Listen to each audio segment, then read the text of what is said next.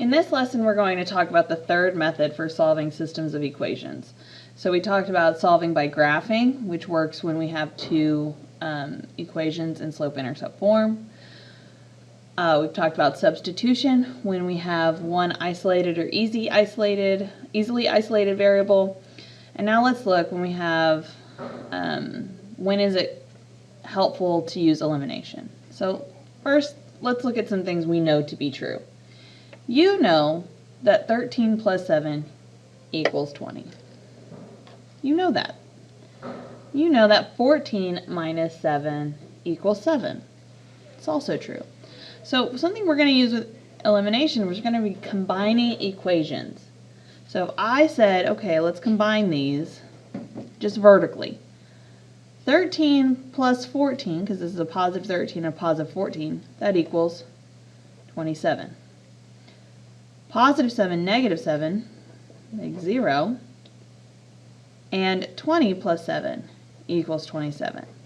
So when we've combined these equations, we still get a true statement.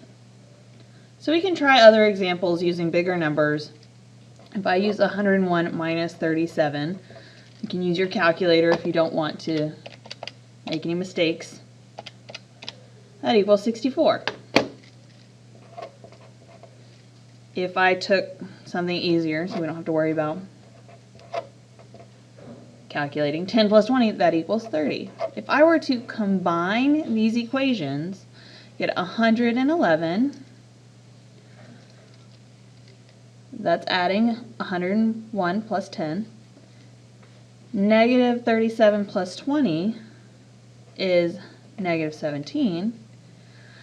And I know that 64 plus 30 equals 94, but let's make sure that 111 minus 17 equals 94, which it does.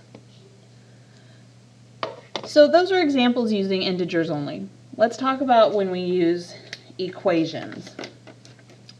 So using what we've just talked about, we know that if I know that something like 8x plus 2y equals 40, and we say 4x minus 3y equals 10, then we could combine these two equations and also say that 12x minus y equals 50. But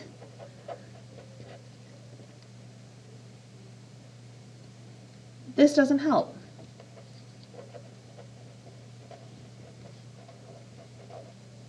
Solve the system. Why not? Because when we're solving, we can only solve an equation that has one variable in it. So the goal for this method, why it's called elimination, is because we're going to eliminate a variable at first.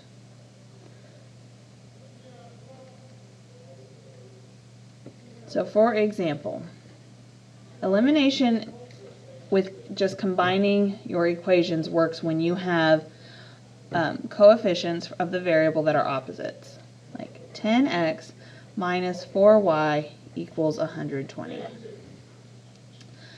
and 12x plus 4y equals 100.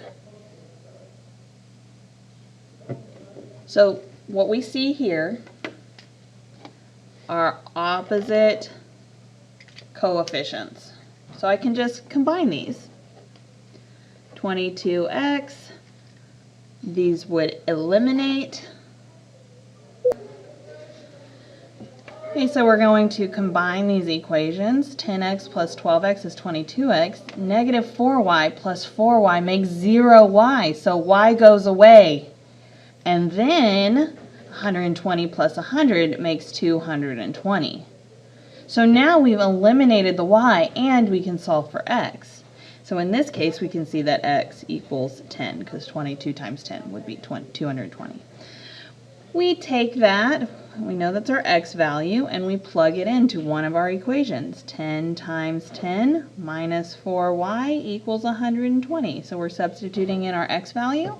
We get 100 minus 4y equals 120. Subtract 100. 4y equals Negative 4y equals 20, so y equals negative 5.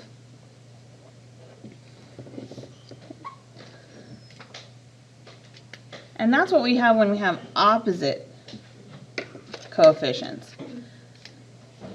If the two equations do not have opposite coefficients, like they have the same coefficient, then we'll multiply one equation by negative 1.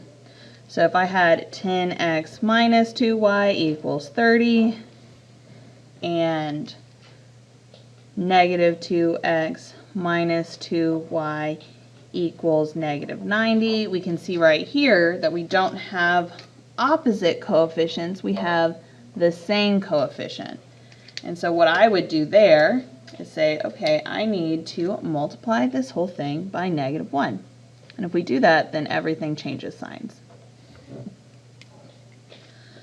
So then we have 12x. The y's are now canceled because negative 2y plus 2y equals 0y equals 120. And lo and behold, in this example, I've also got x equaling 10.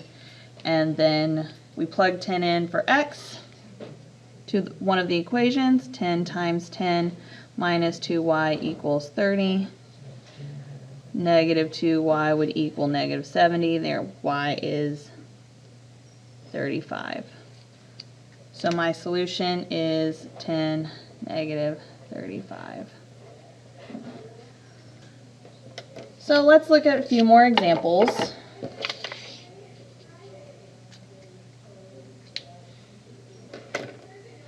Step 1, write the system so that like terms are aligned. And if we look at this first example over here, they are aligned. Got my x's in a line and my y's in a line. But over here, they aren't. See, x is on top of y and y is on top of x. So we are definitely going to need to rearrange that.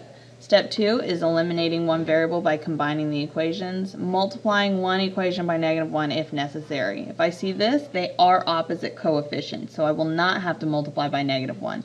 But here, this 2x is positive and this 2x is positive, so I will have to multiply by negative 1 for one of the equations. And then after we solve for a variable, we'll substitute in to find the second variable. So combining these equations, 4x and 3x makes 7x. The y's will cancel out, and 32 and 3 makes 35. So x equals 5. How convenient. Oh, I'll write my solution down here. If I plug in 5, 4 times 5 plus 6y equals 32, or keep in mind, you can do it to either equation. 3 times 5 minus 6y equals 3.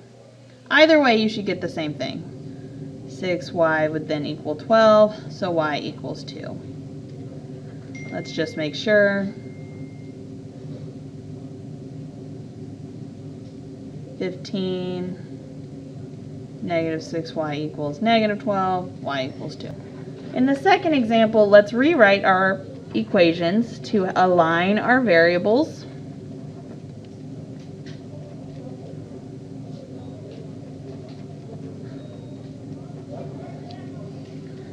All right, and then we are going to multiply by negative 1 for one of the equations, so that when we combine, we are eliminating one of our variables. So I've chosen the first one. You could choose the second one. You should get the same answer either way. So these cancel out. Negative 5y and positive 9y makes 4y. 22 minus 6 would be 16. So in this case, y equals 4. Now be careful. Remember that that means your 4 is the y. And then we plug it in. 2x plus 5 times 4 equals 6.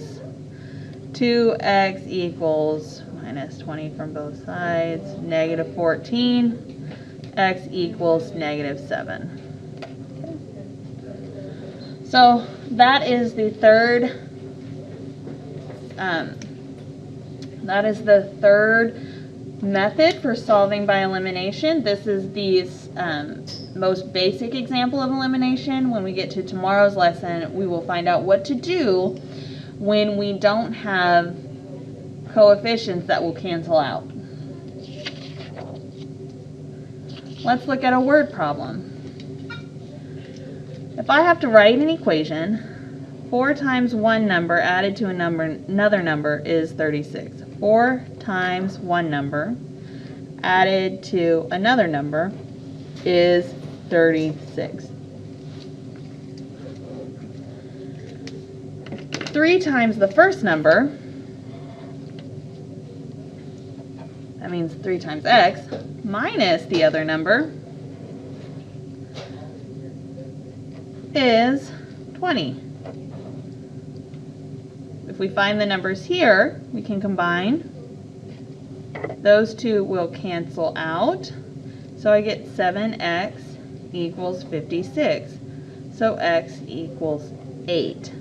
If x equals 8, we can plug that into 4 times 8 plus y equals 36 to our first equation. 32 plus what equals 36? Y equals 4. So my solution would be 8, 4.